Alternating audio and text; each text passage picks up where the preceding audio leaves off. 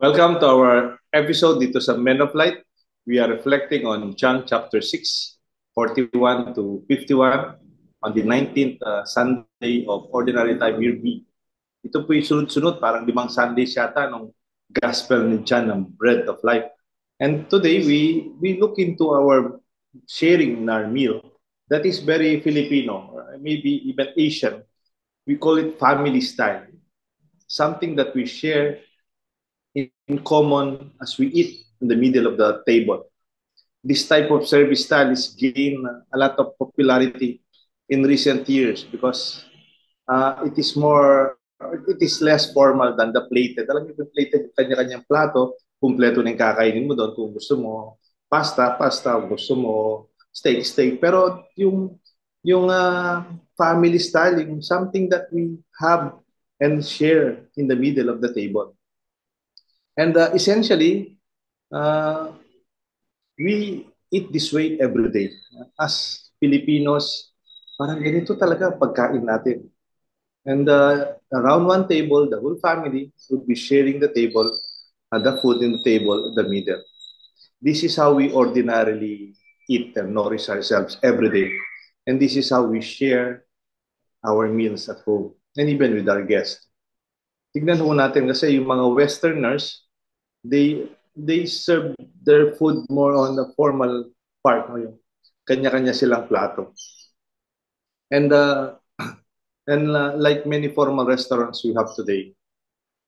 But I was surprised when I was in abroad. No? Meron akong foreign hosts. Sabi nila, let's go to a restaurant where Father Deo can eat family style or the Filipino way.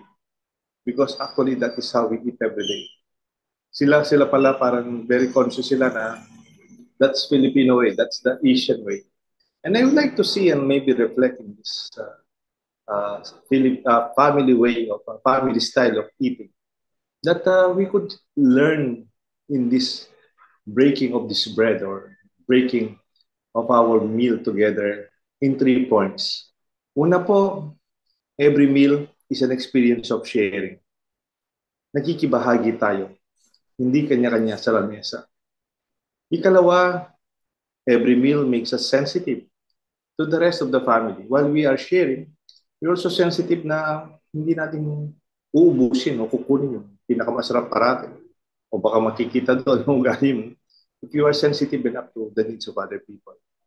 And then thirdly, every meal is an expression of sacrifice of the elders for the family. An experience of love for the family. Kasi usually mga magulang, bata tayo, pinapauna tayong kumain. Tapos yung tira-tira, yung di nauubos, minsan usually yung kinakain nila. Parang sa mangga, yung buto sa kanila, yung tumibangos yung buntot sa kanila because they always keep the best for the young. Ito po yung ating magiging reflection this Sunday from John chapter 6, 41 to 51. Pakinggan po natin ang ating gospel. It will be proclaimed to us by our friend Judge Jovay Mercado, the gospel for this Sunday.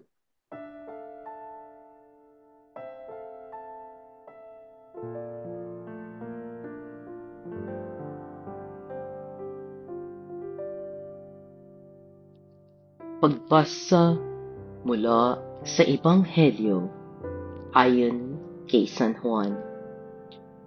Noong panahong iyon, nagbulong-bulungan ang mga Hudyo dahil sa sinabi ni Jesus, "Ako ang pagkaing bumaba mula sa langit." Sinabi nila, "Hindi ba ito si Jesus na anak ni Jose? Kilala natin ang kaniyang ama't ina. Paano niya ngayong masasabi, bumaba ako mula sa langit?" Kaya't sinabi ni Jesus, "Huwag kayong magbulong-bulungan. Walang makalalapit sa akin, malibang dalhin siya ng amang nagsugo sa akin. At ang lalapit sa akin ay muli kong bubuhayin sa huling araw." nasusulat sa aklat ng mga propeta at silang lahat ay tuturuan ng Diyos. Ang bawat nakikinig sa Ama at natututo ay lalapit sa akin. Hindi ito nangangahulugang may nakakita na sa Ama. Yaong nagmula sa Diyos, ang tanging nakakita sa Ama. Sinasabi ko sa inyo, ang nananalig sa akin ay may buhay na walang hanggan. Ako ang pagkaing nagbibigay buhay, at ang pagkaing ibibigay ko sa ikabubuhay ng sanlibutan ay ang aking laman. Ang mabuting balita ng Panginoon.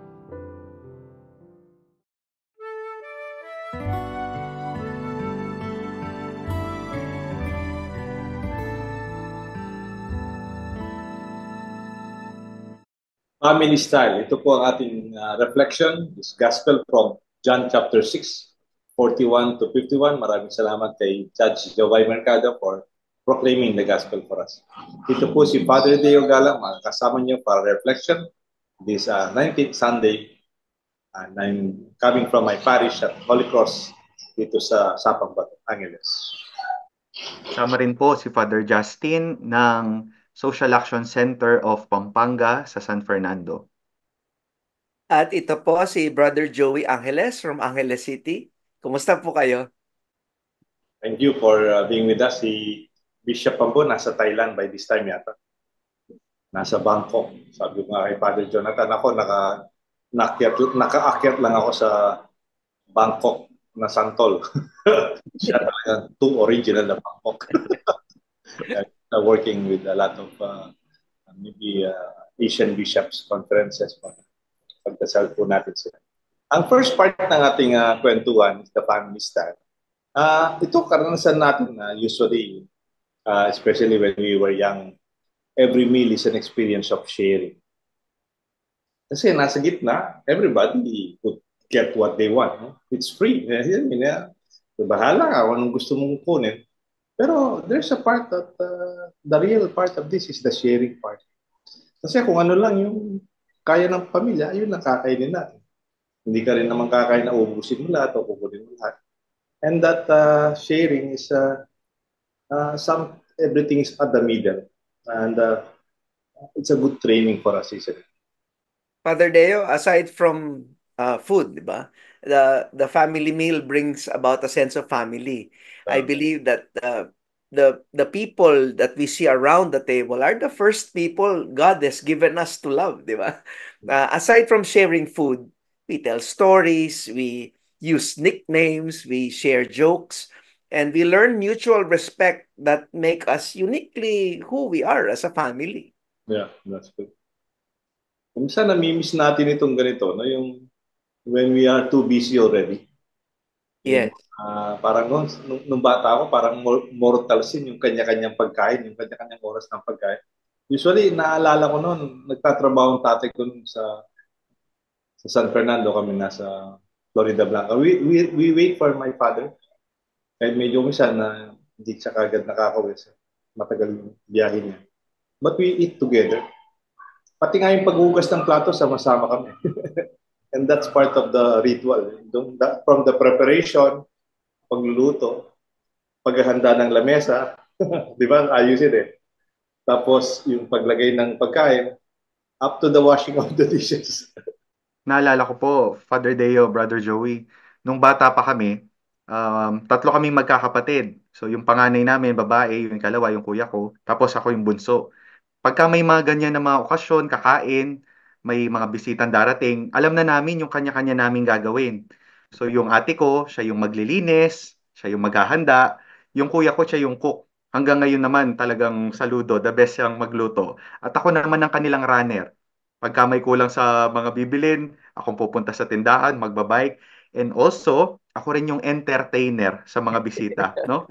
Yung mga ganun, yung sharing even before, sabi niyo nga po kanina, even before and even during, no po. And dun sa during naman, Father Deo, Brother Joey, yung gusto kong magandang balikan yung pagka mag-share ka kahit na yung konting karanasan mo lang ng maghapon, yung kumustahan man lang, tapos Mhm. o kumusta ka, kumusta sa school, kumusta sa trabaho, at doon sa mga kwentong yun, mas makikilala, mas mapapalalim yung relasyon sa bawat isa, no? Kaya ang ganda-ganda ng family meal. Yeah. Father Deo and Among Justin, uh, did you know that the family dinner daw is a bellwether for our culture? There is relevant research that shows that children from families that eat together generally do better in school and are less likely to engage in, risky criminal behavior. Oh, However, the sad part is that recently there's a decline in gatherings at the family table. yeah. Uh, there are many factors. Some families are not really close to begin with, and they would rather have a meal, by themselves or with others. Yung iba naman, because of, na-mention ito ni Among Deo kanina, busy work schedules that include overtime and long meetings, shifting work schedules like graveyard shifts, especially nowadays, maraming BPOs, di ba? O kaya too many activities of younger members of the family. Activities at school, practices for music and sports, etc.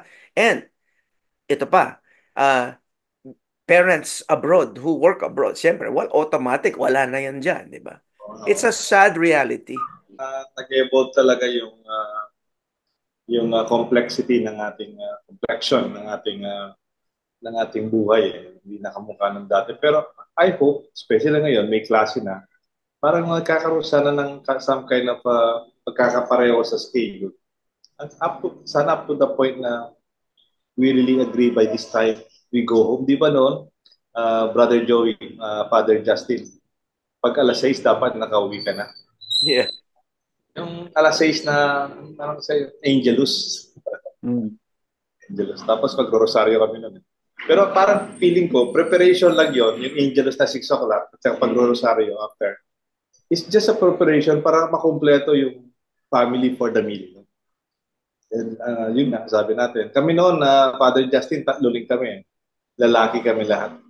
At naalala ko, we share our schedule sa paghuhugas ng plato naman, yung after the meal. Yung akong panganay, ako yung naghuhugas ng plato pag dinner. Yung kasunod ko si Kaloy, lunchtime. Tsaka yung bunso, kasi mga tasa-tasa lang yun. Yung bunso namin maghugas ng plato ng breakfast. Kaya noon, kahit pari na ako pag umuwi ako, umuwi ko ng dinner, sasabihin ng kapatid ko, Kuya, dinner ngayon. Sasabihin ako maghugas ng plato. And we don't mind, isn't it? Kasi we grew, and that's part of our identity. And habang naghugas ka ng plato, hindi ka iwanan. Nagkukwentuhan pa rin kayo, nagtulungan kayo para luminis yung lamesa. And kaya nga, yung business ng pamilya namin, catering. Kasi pati sa pagluluto, kasama namin yung nanay namin. Dahil kami nga lagi lahat. We were literally obliged to help my mother to cook, pati sa fiesta, gano'n. And that kind of training, sana nadala natin no, sa buhay natin. Because even in the table of the Lord, no, pwede natin sigurong gamitin itong lamesa ng ating bahay. Yung lamesa sa ating misa, yung Santa Mesa. Yung ating misa yung ating lamesa sa simbahan, 'di ba? Sabi nila, ang pinaka-importanting parte ng simbahan o yung chapel, yung lamesa. Kasi that is where we gather around the table. And sana, sabi nga ni Brother Joey, we are challenged today because of our experience of our trabaho, BPO, overtime, nasa abroad yung iba, nasa Manila yung isa, nasa probinsya. Even our Eucharistic table is also sometimes compromise more or less of our attendance because of that. And if we make our best effort to be able to share, to have time to attend that meal of our church, no, our family sa simbahan. That is also wonderful. And nagbabalik po ang Men of Light after a few moments, and we'll see how our meal at home, yung tinatawag ng family style, also develops our sense of sensitivity.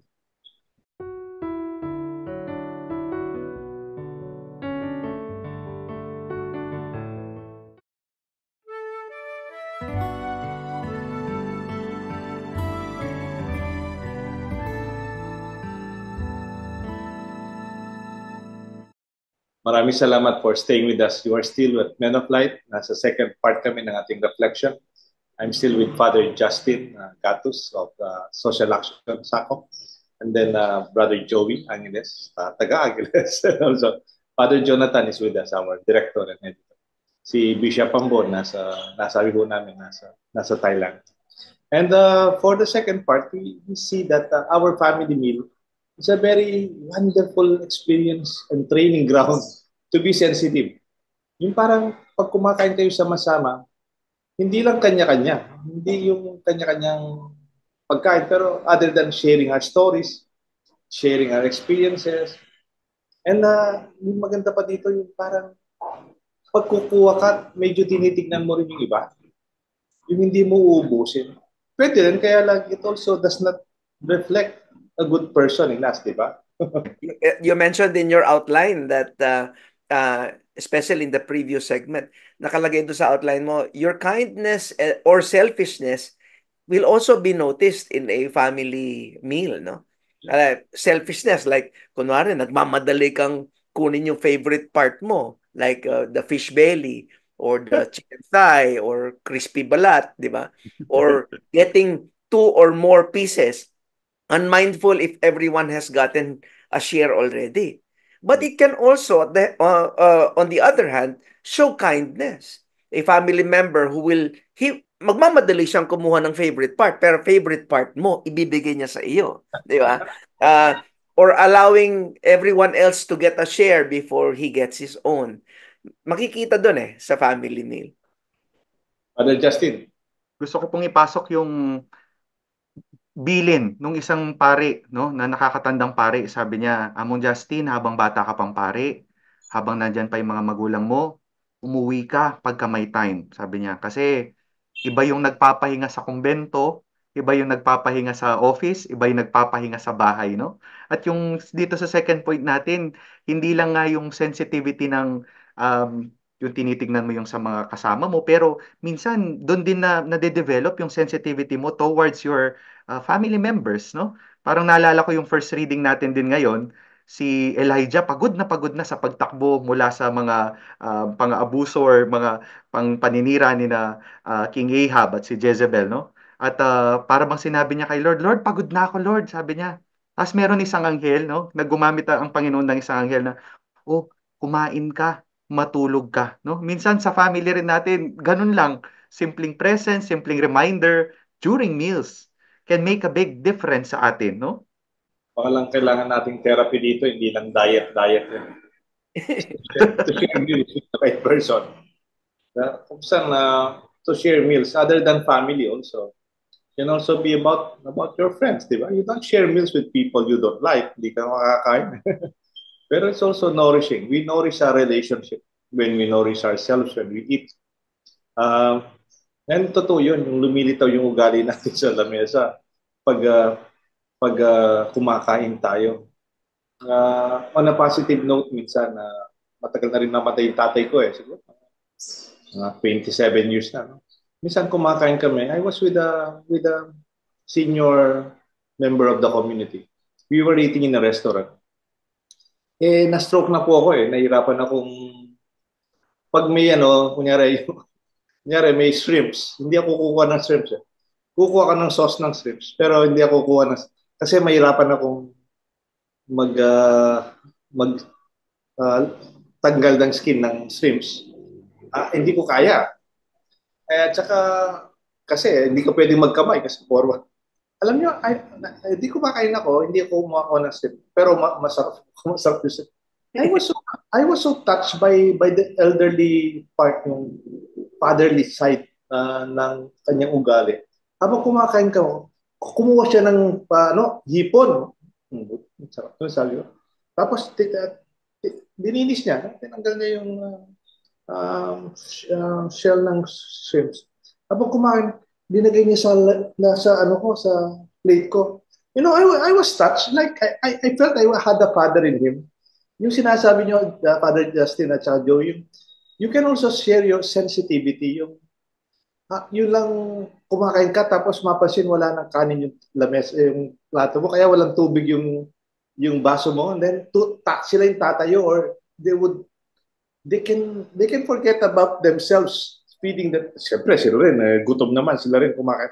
But when they look at others and they look at the needs of others, it also shows the kind of person they have, isn't it? Yes. Among Deo, you mentioned also that family style meals. They welcome guests with hospitality and generosity, even among the poor. Like that's very Filipino. When you're a guest, and even if you're not expected, dinatnan mong kumakain, parang they invite you, kain na po. O kaya in Kapampangan, manganta na, di ba? Even when they were not prepared for the extra heads. They pull a chair, kung kulang man ng place, you even give your place. Parang, in fact, part of the sensitivity there would be, mauna na po kayo. Mamaya na ako. O kaya, even if it's not true, sige, kumain na ako. But whereas in foreign cultures, you won't even be invited to eat. Maghintay ka, di ba? Parang gano'n. Ang laki ng difference. Yeah. Ilalabas po, 'di ba, yung mga the best, no? Sa mga lansena, ilalabas yung the best na mga utensils, the best plates, no? Para bang talagang ilalabas mo yung sarili mo, no? Magiging sensitive ka kahit kakalimutan mo muna yung sarili mo para mapakain lang, ma-serve lang itong mga bisita, no? Itong kapwa mo na kasama mong kumakain, no? Very great, very wonderful. Meron homily yung isang pare noon, Father Justin. Ang sabi niya, ang misa ay lamesa, hindi lansena. Yung parang sinasabi niya, our way of sharing is the table. Di ba yung table, walang lock? walang. It's open. It's everybody can partake. Yung lansena kasi nakalock, naka-display, nakatago. Pero when you open that, even the lansena for the visitors, napakagandang karanasan yun, di ba? Nakakatawa tayo mga Pinoy, at saka pag in-invite tayo, mayroon tayong ritual, di ba? Father Justin, kain ka na. Ay, sige, thank you. Usually, there's some kind of a ritual na 3 times mong invite bago upo, di ba? Napasagot sa kapag mo to, ganyan. Ay, ali. Tapos kakain sila talaga. Pero they would not say yes immediately. Parang feeling ng mga Pinoy, it's very impolite. Ganyan din ako. Minsan, nasa Amerika ako, Brother Joey, nasa Amerika ako. Binisita ko yung kaibigan kong pare, si Father Oday Balagtas, si Rodel Balagtas. Pari siya sa California. May parokya yung Paris Peace. Pero may kasama siyang 2 pang pare. So 3 silang pari dun sa parokya. Malaking parokya. Eh iniwan ako. Meron yata siyang binles. May iwan ka na para hindi ka na papagpahinga ka. So nanonood akong TV. Bumaba yung 2 Amerikanong pare. Sabi nila, Deo, come. Let's have dinner. May dinner sila dun sa sa kitchen. Sabi ko, very Philippine. Yes, it's okay. I'm okay. Pumunta sila sa kusina, kumain sila. Hinihintay ko, invite ako muli. Hindi na ako invite, kumain sila. Hindi man ako pinilit. Nagutom ako. Sabi ni Father, dumating si Father Odell, siguro pakateno ko lang na. Kumain ka na? Hindi, sabi ko, ba't di ka pa kumain? Sinabi ko, pag ganyan, mag-yes ka na. Hindi ka invite muli. Minsan lang. When you say, let us eat, period na yun. No? So, for us, there's so much realities that makes us who we are because of the table, isn't it? And that's the same table that we have in the Eucharist. It also helps us sana to be sensitive. Siguro kailangan natin sa bansa natin to, not only in the table, hindi lang sa simbahan, even in our bigger society. Baka sana yung iba walang makar, ulam. Tayo naman, sobra-sobra, diet na. maybe in that way, we could also learn from our table, our family style. No? Magbabalik po ang Men of Light because at the third part, we will see how parents would sacrifice to feed their children. Mauna na kayo. Ay, ang sarap-sarap ng buto ng mangga. Pero actually, gusto nilang mauna yung mga anak nila. Magbabalik po ang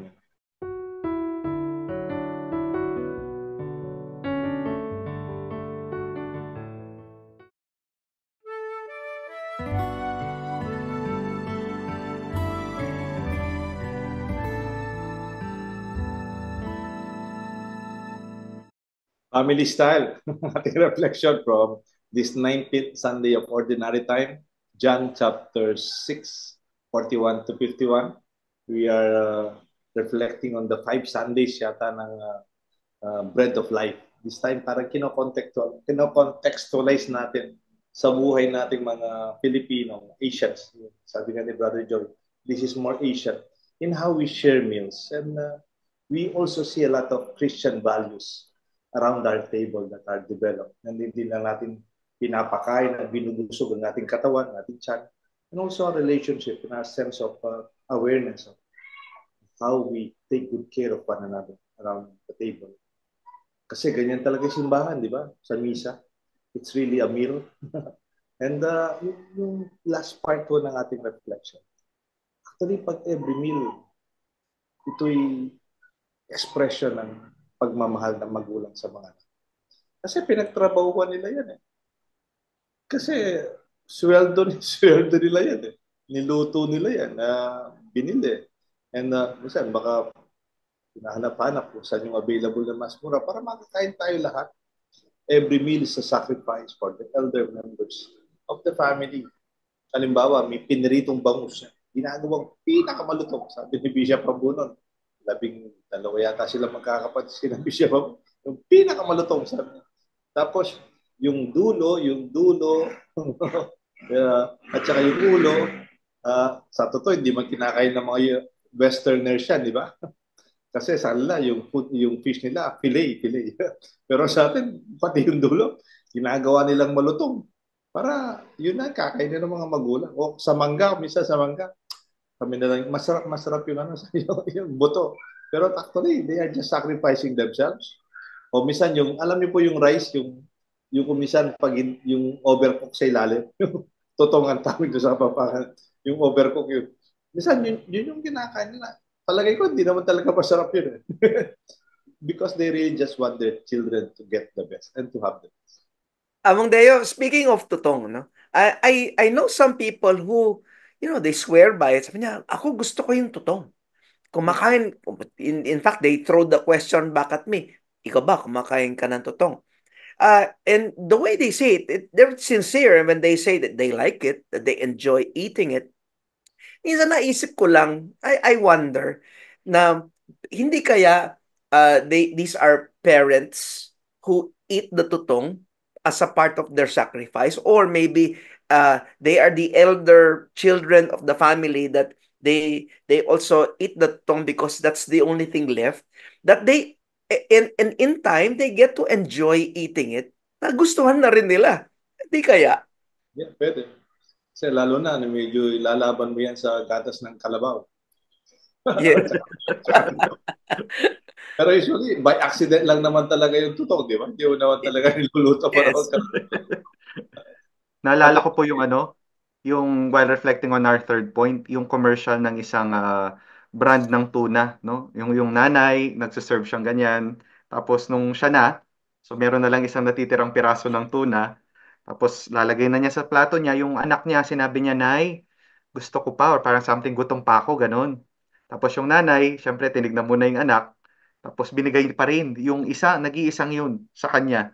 Tapos memorize ko yung ano nun eh, yung theme song niya. Sabi niya, "Ganyan magmahal pag nanay ka." Sabi gano'n, no? Para bang nagpapaalala na talagang i-give up mo, kaya mong i-give up yung isang bagay dahil merong, kahit mahalaga yon, pagkain yon, yes. Pero mas mahalaga na mapakain mo yung isang tao, mas mahalaga na mapakain mo yung mahal mo sa buhay, no? At sa mesa talagang doon makikita yung mga ganyang bagay. Yeah. Di ba, sa sinasabi ni Father Justin, Brother Joey, kaninang naka-break tayo, we were talking about the theology of the table, of sharing and the meal. Yes, Father Deo, I was thinking about the theology of the family meal, no? And I'd like to tie it sana up with the bread of life. Why did Jesus choose the image of the bread? I believe that God chooses to be present in the sign of the bread, and that's why he chose the image. And I think this indicates that God does not want to be some special treat reserved for special occasions. God wants to be a staple, something we take in every day as part of our, notion of survival, like bread, something that we consider a part of daily living, like a family meal. That's why I believe that the family meal is a special place where God can be with us. Yes, I remember some years ago, Bishop Ambo talked about his theology on the God who feeds us. Kasi sanay tayo, we offer to God, no? We offer fruits, we offer wine, we offer bread, we offer the best to God. Para bang even in the Old Testament, parang parati siyang mayroong concept of the God we feed. Even in the times of Jesus, they were offering bullocks, a turtle dove, kung ano ang mayroon sa temple. Pero it was the time of Jesus that showed us from the very beginning of these Gospels na sunod-sunod, yung feeding of the 5,000. Tapos last Sunday, it went beyond the bread and the fish to also feed our soul and our needs, beyond our hunger sa katawan. And we now have an insight that Jesus revolutionized that understanding that the God we feed is actually a God who feeds us, even with Himself. Parang yung sarili niya, binibigay niya for us to be nourished. I think this is very true for parents, isn't it? Sa mga magulang na mayroong pagmamahal sa kanilang mga anak. At makikita ho natin to pag tumatanda naman yung mga anak, tapos yung mga parents retired na, mahina na, tapos sila naman, they will take the turn to support their parents. And this is a wonderful experience, Senajo. The table that we have in our home may also be a reflection of the table that we have in our church. Minsan may nagtanong sa akin, Brother Joey, Father Justin, ba't tinatawag natin obligation pag Sunday, di ba? Bakit naging obligation ng church? Yung Mass. Actually, I myself, I don't want to call it sana obligation. It's something like a duty that we just want to be part of the family. Kundi nga pwedeng araw-araw, sabi nga, busy tayo ngayon, kundi pwedeng every evening or every meal, at least once a week, we share a table, we share family time, and even our church Sunday Mass is family time for God to be with Him. And this is how we see our values, our formation, our culture, how we are today because of this table. Family table. Babalik po ang Men of Light for our Facebook messages, for our birthday celebrants, mga greetings, simple summary and assignment, and a prayer by Brother Joe.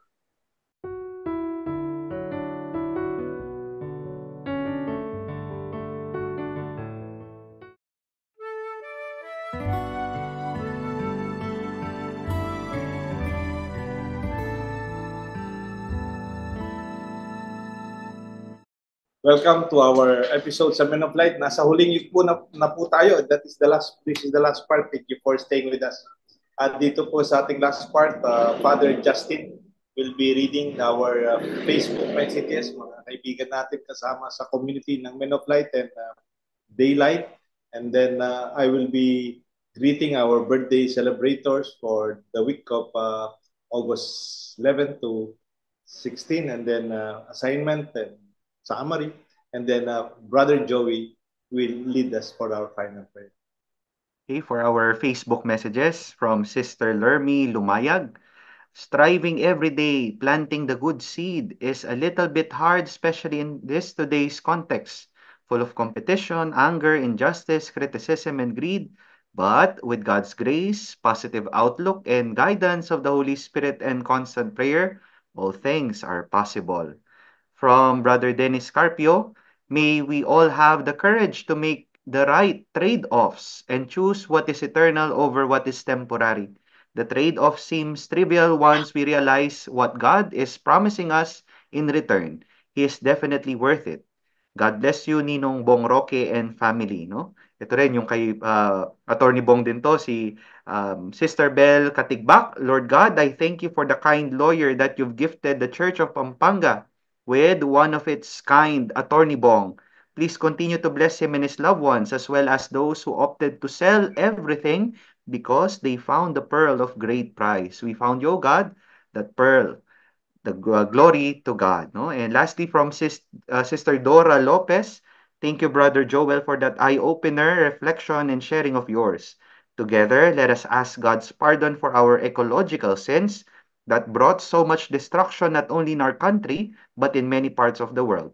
It's about time to do something that we can be proud of, that we have participated to make this earth recover for the sake of the future generations. So help us, God. God bless everyone. Thank you, Father Justin. Ang ating pong mga birthday celebrators for the month of August 11 to 16, siyempre ang ating director, ang ating editor, si Father Jonathan Bartolome. Yay! Happy birthday, Father Jonathan. August 11 po, kanyang birthday. It's a Sunday. And then August 11 din, the same day, ang ating mga kaibigan ng Men of Light, si Ate Susie Ronquillo, and Tatang Joby Mercado. Tatang Joby, get well soon. I once visited him for anointing and prayer. Lumakas po siya. Nung nakita, tumuwi ang mga anak niya from abroad. Nakumpleto ang kanyang pamilya. And then po, August 12, our prayer for the birthday of Ruby, Carlos, and Raquel Calilo. Actually, kambal po sila. Kaibigan ho natin from Guagua, Santa Rita. And then August 13, Episcopal ordination po ni Archbishop Florentino Dong Lavarias. Happy ordination, Episcopal ordination, Bishop Dong, our chairman sa Amano. No? And then August 14, birthday po ni Ate Mila, Olga de la Fuente. Happy birthday, Ate Olga. Asawa po siya ni Kong Marco de la Fuente. And then August 15, birthday po ni John Lloyd Ruiz. Volunteer natin sa Men of Light. Ang aking kapitbahay, si Tatang Lyot de Los Santos. Siya nagda-dialysis. Pagdasal ho natin, sana siya lalong lumakas. At kaibigan ko po from Santa Rita, si Engineer Aping Santos. And then August 16, birthday po ni Maria Monica Lerit and Marie Yula Salas Lansa. Birthday po nila. And then August 17, birthday po ni Jose Angelo Bartolome, pamangkin po ni Father Jonathan, at si Nina Santa Maria. Architect Nina Santa Maria ng taga Manila. Kaibigan po natin lalo na yung mother niya. And they were helping Pampanga, especially during the times of Pinatubo. And then we pray for the souls of Monsignor Pax Lansang, ang aking lolo, Deogracias M. Galang, and also Levi Laos in this week of August 11 to 16. Ayun po ang ating summary. Family style, this is how we are nourished every day. Napaka-Pilipino, napaka-Asian. We share everything at the middle of the table, and we get a lot of values out of this experience. First, the sharing, this meal would help us to share. Hindi natin pwedeng kunin ang lahat. We have to see that everybody will be able to eat. No?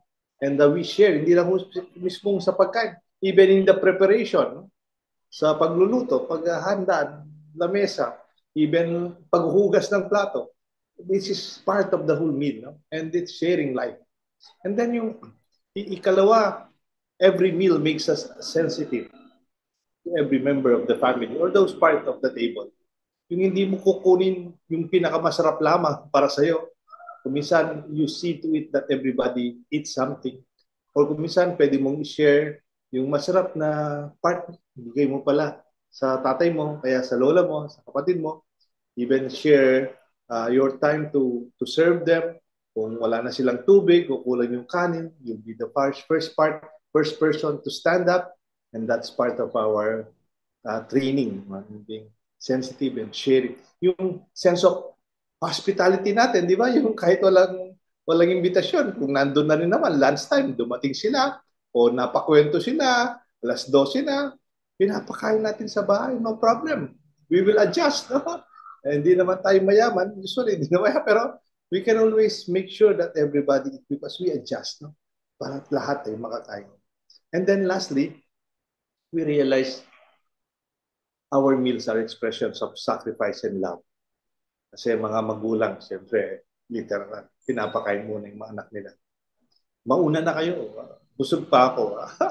Kahit hindi masarap yung buntot ng bangus o kaya maraming tirik, yun muna yung kinakain nila. They set themselves on the side so that the children will be. It's not a reflection of a God like Jesus, the bread of life, who gives himself to us. Jesus, the bread that we receive every Sunday. Ito po ang ating lamesa sa ating bahay at ating lamesa sa ating Santa Misa sa simbahan. May we always have these wonderful values with us. Ngayon po si Brother Joey Angeles will be leading us sa ating final prayer. Let us place ourselves in a disposition of prayer. In the name of the Father, and of the Son, and of the Holy Spirit. Amen. Heavenly Father, in today's Gospel, my Lord Jesus declared, I am the living bread that came down from heaven. Whoever eats this bread will live forever, and the bread that I will give is my flesh for the life of the world. Lord, these words remind me of the deep spiritual nourishment you offer, a nourishment that sustains us beyond physical food and touches the very core of our being. As I consider the significance of the family meal, I am reminded of how our culture's heartbeat can often be heard around the meal table. Research shows that the profound impact of family meals on children's lives, from academic success to making wiser life choices. Yet I also see the struggles that many families face today, the busyness, the disconnections, and the challenges of single parenthood or multiple responsibilities that scatter us away from this sacred time. Lord, I lift up these families to you. For those who struggle to gather, I pray for moments of togetherness. For the single parents and busy households, grant them strength and creativity to carve out precious moments around the table. Let these meals be times of healthy nourishment, not just for the body, but for the soul. Help us, Father, to see beyond the food on our plates to the deeper sustenance you offer. Let our conversations at the table be rich with sharing the joys and trials of the day, fostering a culture of open communication and mutual support. May these times be filled with learning and laughter, where children and adults alike grow in wisdom and grace. Bless our tables, Lord, that they may become altars of your love. As we break bread together, remind us that the bonds of family you have blessed us with. May we see the faces around us as the first people you have called us to love. Let the stories, jokes, and shared experiences deepen our connections, teaching us respect and reinforcing our unique family identity. For those who are alone or away from their families, may they find community and fellowship that reflects your love and hospitality. Let every meal, whether in a family or among friends, be a reminder of your eternal banquet and the fellowship we share in Christ. As just as the early church broke bread with glad and generous hearts, may our homes reflect this joy and generosity.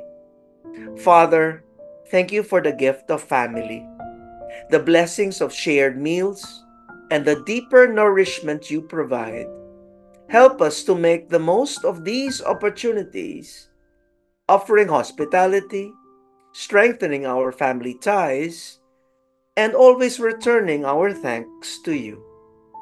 In Jesus' mighty name I pray. Amen. The Lord be with you. And with your spirit. May the blessings of Almighty God rest upon you, your family, and your loved ones, the Father, and the Son, and the Holy Spirit. Amen. Maraming salamat, Brother Joy. Sabi nga isang paring kaibigan ko, gustong-gusto yung mga prayers mo. Praise God. The choice of words and the preparation you give. Really, it makes it more beautiful. Father Justin, maraming salamat for your time and being with us dito sa Men of Light. And we're very happy to have you with us. Ito po si Father Deo Galang, nagpapasalamat for your time with us. Let us share meals, let us have a family style, lamesa ng ating bahay, at lamesa ng ating simbahan sa Santo Mesa. God bless us. Marami pong salamat at magkita-kita po tayo muli. Father Justin po, patuloy po nating ipagdasal ang isa't isa. At ito po si Brother Joey Angeles. Shine the light of Jesus.